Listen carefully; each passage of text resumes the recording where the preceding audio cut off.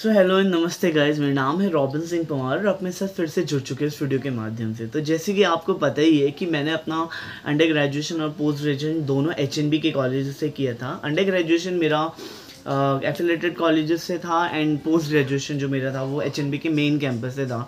और मेरे चैनल पे आपने बहुत सारी एचएनबी की वीडियोस देखी ही होगी। मैंने बहुत सारा चौरास कैंपस को तो मैंने बहुत अच्छे से एक्सप्लोर किया है। बहुत कुछ 2-4 शायद डिपार्टमेंट होंगे जो छूट गए थे, बट अधिकतर मैंने सारे डिपार्टमेंट्स को कवर किया था।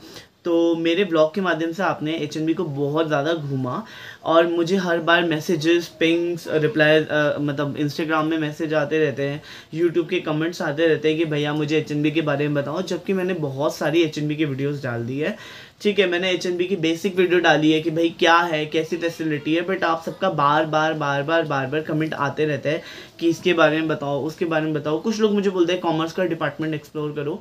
तो अभी मैं यूनिवर्सिटी में नहीं हूँ तो डिपार्टमेंट एक्सप्लोर तो मैं आपको करके नहीं दिखा पाऊँगा अभी, बट मैंने 2-4 लोगों से बात की है। जल्द से जल्द वो लोग मुझे वीडियोज़ बना के भेजेंगे, फिर मेरी वॉइस नरेशन के हिसाब से आपको पूरी वीडियो दिख जाएगी।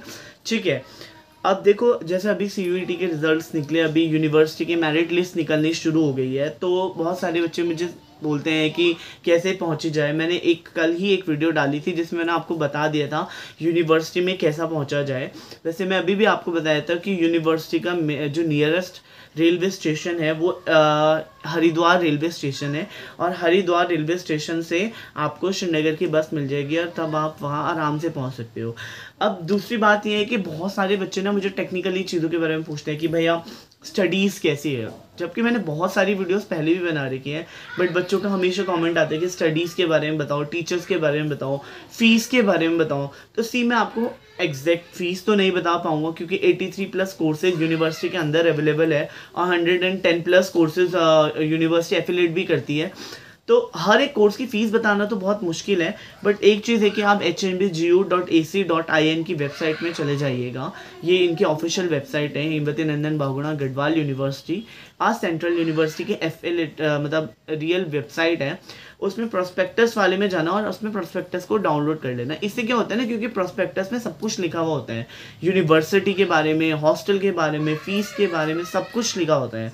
ठीक है, अब इसके बाद क्या होता है, आप लोग मुझे बोलते हो कि भैया एग्जैक्ट फीस बताओ। तो एग्जैक्ट फीस में मैं आपको ये बता देता हूँ कि बीकॉम, बी और बीएससी की 2 से 3 हज़ार रुपये पर सेमेस्टर या पर ईयर है। मैं एग्जैक्ट कंफर्म नहीं हूँ, बट पर सेमेस्टर है 2 से 3 हज़ार। इसके अलावा अगर आप थोड़ा टेक्निकल कोर्सेज में मूव करते हो तो जैसे एमसीए और बीटेक में अगर आप जाते हो तो मोस्टली टेक्निकल कोर्सेज के बच्चे ज़्यादा पूछते हैं। तो एमसीए और बीटेक में जाते हो तो आपकी 10 से 11 हज़ार रुपये पर सेमेस्टर फीस है।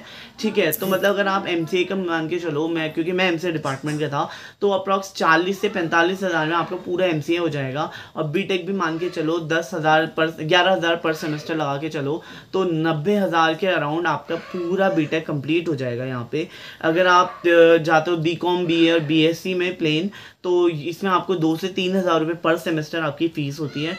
ठीक है, अब अगर आप दूर से हो तो आप लोगों को हॉस्टल भी चाहिए होगा, तो मैं आपको क्लियरली कट बता देता हूँ। हॉस्टल का सीन एचएनबी में ये है कि बहुत कम सीट्स होती हैं हॉस्टल की। हर बार बच्चे आते हैं, पुराने बच्चे भी होंगे तो वो अपना हॉस्टल छोड़ेंगे नहीं, तो हॉस्टल की सीट्स बहुत कम होती हैं। आपको ऑफलाइन फॉर्म भरना पड़ता है और ऑनलाइन फॉर्म भरना पड़ता है, और उसके बेसिस में एक मेरिट लिस्ट निकलती है और तब आपका हॉस्टल में सिलेक्शन होता है। बट हॉस्टल के लिए मैं आपको पहले ही बताया था कि हॉस्टल मिलना इतना आसान नहीं है, क्योंकि यूनिवर्सिटी में बॉयज़ हॉस्टल तो कम है, गर्ल्स हॉस्टल तो तब भी मिल सकते हैं, बॉयज़ हॉस्टल में सीट्स बहुत कम है। ठीक है, और बड़ी मुश्किल से हॉस्टल मिलता है। तो आप वहाँ पे नियर बाय रेंट पे रह सकते हो। अगर चौरास कैंपस की बात की जाए तो चौरास के नियर बाय रेंट है, रेंटल रूम्स है, और वहाँ पे पीजी भी आपको मिल जाएगा। ब्रदर्स पीजी करके जो है वो आपको मिल जाएगा चौरास कैंपस के पास। इसके अलावा आपको टीचर्स कॉलोनी से, अगर आपको थोड़ा सा यूनिवर्सिटी से दूर लेना है तो टीचर्स कॉलोनी के पास भी आपको मिल जाते हैं। ठीक है, बट दूर दूर पड़ेंगे। तो यही है कि आप यूनिवर्सिटी के आसपास देख सकते हो 3 से 4 हज़ार रुपये पर रूम का किराया होता है, और 3 से 4 हज़ार ही आपका खाने का भी होता है। अगर आप हॉस्टल की बात करो तो 3.5 से 4 हज़ार से 5 हज़ार के अराउंड आपको पूरे साल का देना होता है। 200 से 300 रुपये पर मंथ का आप मान के चलो रूम का, और खाने का आपको 3300 रुपये, 33 to 3500 रुपीज़ आपको पर मंथ देना ही पड़ेगा। ये है कंफर्म है, 33 से 35, इससे कम नहीं होता। हॉस्टल के रूम में। बाहर आपको 3500 रुपीज़ आपकी फिक्स्ड है, ठीक है। बाहर क्या होता है 3 से 4 हज़ार आपको रूम का देना पड़ता है पर मंथ, और यहाँ हॉस्टल में क्या होता है 4 हज़ार आपका या 5 हज़ार आपका पूरे साल का हो जाता है। मान के आप 12 से डिवाइड कर लो तो 350 समथिंग के अराउंड आपको रूम का पड़ जाता है, ठीक है। बाकी फैसिलिटीज़ हॉस्टल में सब कुछ है, आपकी लाइटिंग आपको मिल जाती है, वॉशरूम्स है, क्लीन होते हैं, आपको बोलना भी पड़ता है कभी कभार। क्लीननेस आपको अपने खुद ही रखनी पड़ेगी रूम में। आप मेरे पुराने ब्लॉग्स देख लेना, श्रीदेव सुमन बॉयज़ हॉस्टल के या स्वामी विवेकानंद के मैंने ब्लॉग्स डाले, तो उसको देख लेना चैनल में जाके, उसमें आपको हॉस्टल का पूरा क्लियर कट पता चल जाएगा, ठीक है। थोड़ी सी पुरानी वीडियो है, 2 साल हो गए हैं, बट आपको पूरा पता चलेगा क्लियर कट कि भाई हॉस्टल क्या है, कैसा है, क्या इंफ्रास्ट्रक्चर है। आपको अगर यूनिवर्सिटी का इंफ्रास्ट्रक्चर देखना है तो आप मेरे ब्लॉग में देख लेना, मैंने बहुत सारे ब्लॉग्स डाल रखे अपने चैनल में, ठीक है। इसके अलावा बहुत सारे बच्चे बोलते हैं कि भैया क्या आपने वहाँ डिफ़िकल्टीज फेस की है, ठीक है। तो डिफ़िकल्टीज फेस का मैं आपको बता देता हूँ। सिर्फ ऐसा डिफ़िकल्टी कुछ नहीं थी, क्योंकि मैं तो एज अ पहाड़ी बॉय था, ठीक है।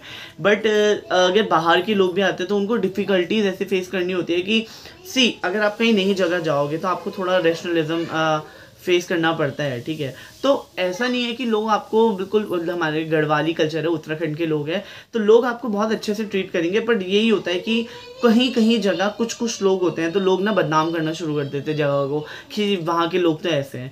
बट कुछ जगह ऐसे लोग होते हैं जो थोड़े से ऑर्थोडॉक्स, थोड़ी सी पुरानी सोच के हैं, ठीक है। तो वो थोड़ा सा आपको भेदभाव करते हैं, बट ऐसा कुछ नहीं होता। मतलब लोग बोलते हैं कि ऐसा होता है, ऐसा कुछ नहीं होता। मेरे साथ के बहुत सारे लोग थे, वाराणसी, बिहार, झारखंड, मध्य प्रदेश, कहाँ से आते थे, और सब बहुत चिल थे वहाँ पे। एनवायरनमेंट आपको अच्छा देखने को मिलेगा। थोड़ा सा ये है कि अगर आप चौरास कैंपस में हो तो आपको मार्केट थोड़ा सा 2-3 किलोमीटर दूर पड़ेगा, क्योंकि चौरास के पास एक मार्केट है, बट उसमें इतनी सारी चीज़ें नहीं मिलती। तो अगर आपको बहुत ज़्यादा सारी चीज़ें चाहिए, बहुत एक्सपेंसिव, बहुत अलग अलग चीज़ें चाहिए, तो आपको श्रीनगर जाना पड़ेगा। श्रीनगर और चौरास के बीच में 2 से 3 किलोमीटर, 2.5-3 किलोमीटर का अंतर है, तो थोड़ा मार्केट का ये हो जाएगा। एक चीज़ ये है कि रात को मैं पर्सनली सजेस्ट करूँगा कि आप वहाँ ना घूमो अकेले, क्योंकि क्या होता है कि थोड़ा सा बाघ का खतरा होता है। बाघ आते हैं वहाँ, ठीक है, मैंने भी देखे इवन अपनी आंखों से, ठीक है। तो बाघ आते हैं, तो और ऐसा नहीं है कि आपके पास कोई डायरेक्ट हमला कर देगा, बट ये होता है कि अकेले ना घूमो, अकेले को थोड़ा सा मतलब रिस्ट्रिक्ट करो अकेले घूमना तो ज़्यादा, या अंधेरे में अकेले मत जाओ, ये थोड़ा सा वो है। बाकी तो आप वहाँ आराम से जा सकते हो, बहुत अच्छे से घूम सकते हो। वहाँ पे चौरास कैंपस में आपकी कैंटीन भी खुल चुकी है अब तो, ठीक है। और बाकी एजुकेशन की बात की जाए तो एजुकेशन में थोड़ा बहुत कुछ डिपार्टमेंट है जो ढीले हैं। बाकी ऐसा कुछ नहीं कि आपकी क्लासेस नहीं चलती, आपकी क्लासेस रेगुलर चलती है, आपकी अटेंडेंस होती है, आपके एग्ज़ाम्स होते हैं, आपको प्रैक्टिकल वर्क दिया जाता है। थोड़ा सा टेक्निकल वालों को मैं ये बोलूँगा कि देखो, बीटेक और एमसीए जो बंदे कर रहे होते हैं उनको ना थोड़ा सा मतलब चाहिए कि अच्छा खासा, अगर आप लाइफ साइंस की बात करो, आप बेसिक बीएससी की बात करो, हॉर्टिकल्चर, एग्रीकल्चर, इनके डिपार्टमेंट्स थोड़े अलग हैं। इनमें थोड़ा सा इंथुजियाज्म है टीचर्स के अंदर, तो ये चीज़ें करवाते हैं, इनके प्रैक्टिकल वर्क्स बहुत ज़्यादा होते हैं। बट बीटेक और एमसीए में ना थोड़े प्रैक्टिकल वर्क्स ये ज़्यादा करवाते नहीं है। सोइट का डिपार्टमेंट क्यों ऐसा करता है मुझे भी नहीं पता, बट स्टूडेंट भी इतना ज़्यादा बोलते नहीं है और ये ज़्यादा करवाते नहीं है। वैसे मैंने अभी सुना है कि यूनिवर्सिटी धीरे धीरे अच्छा कर रही है, तो इन्होंने थोड़ा प्रैक्टिकल वर्क करवाना शुरू कर दिया। हम लोगों को तो इन्होंने बहुत दुत्कार रखा था, मुझे ऐसा लगता है। तो प्रैक्टिकल वर्क थोड़ा सा कम है, प्लेसमेंट्स थोड़े से है, मतलब आप समझ सकते हो। बट क्या है कि अभी इन्होंने इंक्यूबेशन सेंटर भी खोल दिया एचएनबी, तो मुझे लगता है कि प्लेसमेंट्स में आने शुरू हो गए हैं। ऐसे मैंने बहुत सारे बच्चों के मुँह से सुना था, तो प्लेसमेंट्स आ रहे हैं बट कुछ खास नहीं है। पर्सनली टेक्निकल की बात की जाए, जहाँ टेक्निकल स्टडीज़ जैसे बीटेक हो गया, एमसीए हो गया, एमटेक हो गया, तो इसकी स्टडीज़ ठीक ठाक है, क्योंकि एज अ यूनिवर्सिटी लेवल पे हम ना टेक्निकल ये it's not a technical institution, it's a university. तो यूनिवर्सिटी में बहुत सारे कोर्सेज होते हैं, तो फिर वो उसी तरीके से ध्यान देते हैं। और टेक्निकल इंस्टीट्यूशन जैसे आईआईटी हो गया, एनआईटी हो गया, ये पूरा फोर्स इनका टेक्निकल उसमें होता है। तो मैं आपको सजेस्ट करूंगा कि अगर आपको बेटर कॉलेज मिल रहा है टेक्निकल चीज़ों के लिए, तो आप फिर उसको चूज़ करो। और अगर आपको नहीं मिल रहा है तो एचएनबी भी is a well and good university, एक सेंट्रल यूनिवर्सिटी का दर्जा है इसके पास। तो ये आपको सर्विसेज प्रोवाइड कराती है, बहुत सारी सस्ती चीज़ें, सस्ती यूनिवर्सिटी है, सर्विस प्रोवाइड कराती है। तो पर्सनली ये सजेस्ट करूँगा कि आपको अगर आप यहाँ पर आए हो तो फिर आप ना अपने बलबूते हुए अपने बेसिस में आप आओ। अगर आप बीटेक कर रहे हो तो सोचो कि भाई बीटेक के बाद आपको अगर इतना अच्छा नहीं मिलेगा तो आपको पहले से ही गेट की तैयारी कर देनी शुरू कर देनी चाहिए, क्योंकि अगर बीटेक का कॉलेज अच्छा नहीं है तो एटलीस्ट मास्टर्स में तो कोई ढंग का कॉलेज हो। मेरे साथ के बहुत सारे ऐसे जिन्होंने NIT जलंधर ज्वाइन कर लिया, मेरे जो जूनियर्स थे बीटेक वाले 4th ईयर वाले जिन्होंने IIT मंडी ज्वाइन कर लिया, बहुत सारे ऐसे हैं मेरे साथ के, तो उन्होंने किया। और ऐसे भी हैं बहुत सारे जिन्होंने अच्छी कॉर्पोरेट कंपनी में, एक लड़का है जो गूगल में चले गया है, सीरियसली बता रहा हूँ मैं। तो ऐसा नहीं है, ये कैलिबर आपके ऊपर है, आपका कैलिबर है तो और आप ही अपनी प्लेसमेंट्स ऑफ कैंपस प्लेसमेंट दो, तो रेफरेंसेस लगवाओ, ऐसा भी होता है। तो मैं आपको पर्सनली सजेस्ट करूंगा कि अगर आपको लाइफ साइंस के कोर्स करने हैं, जैसे मैंने बायोटेक का बहुत अच्छा सुना है, मैंने जूलॉजी का अच्छा सुना है, ठीक है, एग्रीकल्चर, हॉर्टिकल्चर, MBA का मैंने भी काफ़ी अच्छा सुना है। HNB में सीड टेक्नोलॉजी की क्लासेस बहुत भयंकर होती है, फिजिक्स की क्लास, फिजिक्स या केमिस्ट्री बहुत मतलब स्ट्रिक्ट है वहाँ पे, तो आप इनके लिए जा सकते हो। बट आपको एक पर्टिकुलर टेक्निकल कोर्स करना है, मैं आपको सजेस्ट करूँगा, ये मेरा सजेशन है, मैं आपको गुमराह नहीं कर रहा हूँ, मैं आपको सजेस्ट कर रहा हूँ कि आपको अगर अच्छा कॉलेज मिल रहा है तो आप उस पर जाओ, और नहीं मिल रहा है तो बीटेक अच्छे से करो। आपके अंदर का कैलिबर भी मैटर करता है, ये नहीं है कि टीचर ने पढ़ा दिया, हम हर चीज़ टीचर पर डिपेंड नहीं हो सकते, हमें अपने अंदर का कैलिबर भी ढूंढना है। और HNB में आपको इतना टाइम तो मिलेगा कि आप चीज़ों को एक्सप्लोर कर सको, ठीक है, बहुत टाइम मिलेगा आपको। तो यही थी मेरी वीडियो। अदर वीडियोस के लिए ये कुछ और क्वेश्चन पूछने होंगे तो नीचे कमेंट बॉक्स में कमेंट कर देना, और मैं उसकी भी एक वीडियो बना दूंगा, क्योंकि बच्चों को समझ नहीं आता। बाकी ये मैं आपको नीचे डिस्क्रिप्शन बॉक्स में अपना इंस्टाग्राम का लिंक दे दूंगा, आप वहाँ पे भी मेरे से क्वेश्चन पूछ सकते हो। तब तक के लिए thank you so much. Like, subscribe, share और कमेंट जरूर करें, और चैनल पर रहे हो तो सब्सक्राइब करना ना भूलेगा, क्योंकि इससे मुझे बूस्ट और मोटिवेशन मिलेगा, मैं आपको नई नई वीडियो लाता रहूँगा। तब तक के लिए बाय बाय।